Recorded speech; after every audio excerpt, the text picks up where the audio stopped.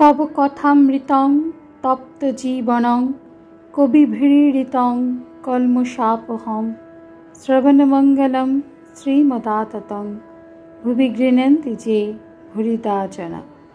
नमस्कार, अमृतबाणी चैनेले आपनादेर सकलके स्वागत।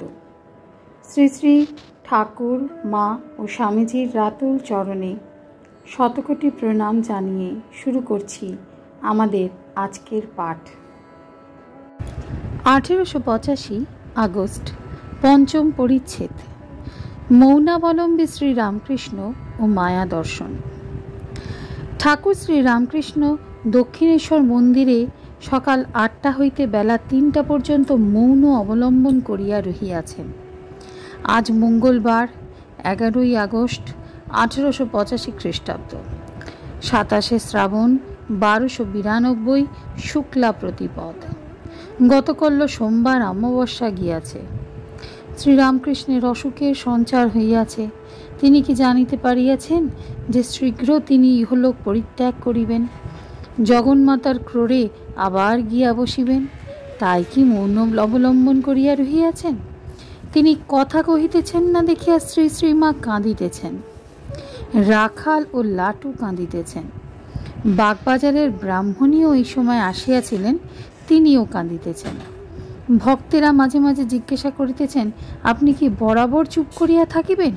শ্রীরামকৃষ্ণ ইঙ্গিত করিয়া বলিতেছেন, না। নারায়ণ আসিয়াছেন বেলা 3টার সময়। ঠাকুর নারায়ণকে বলিতেছেন, মা তোর ভালো করবে। নারায়ণ আনন্দে ভক্তদের সংবাদ দিলেন, ঠাকুর এইবার কথা কহিয়াছেন। রাখালাদি ভক্তদের বুক থেকে যেন একখানি পাথর নামিয়া গেল। তাহারা সকলে ঠাকুরের কাছে আসিয়া বসিলেন।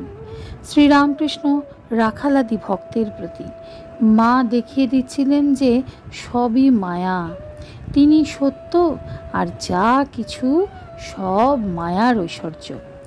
আরেকটি দেখলুম ভক্তদের কার কতটা হয়েছে। নারায়ণাদি ভক্ত, আচ্ছা কার কত দূর হয়েছে? শ্রীরামকৃষ্ণ, এদের সব দেখলাম, নিত্যগোপাল, রাখাল, নারায়ণ, পূর্ণ, মহিমা চক্রবর্তী প্রভৃতি। ষষ্ঠ পরিচ্ছেদ শ্রীরামকৃষ্ণ, গিরিশ, শশধর পণ্ডিত প্রভৃতি ভক্ত সঙ্গে। ঠাকুরের অসুখ সংবাদ কলকাতার ভক্তেরা জানিতে পারিলেন।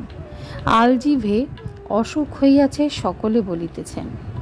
রবিবার 16 আগস্ট 1885 খ্রিস্টাব্দ, পয়লা ভাদ্র 1292 শুক্লা ষষ্ঠী। অনেক ভক্ত তাহাকে দর্শন করিতে আসিয়াছেন।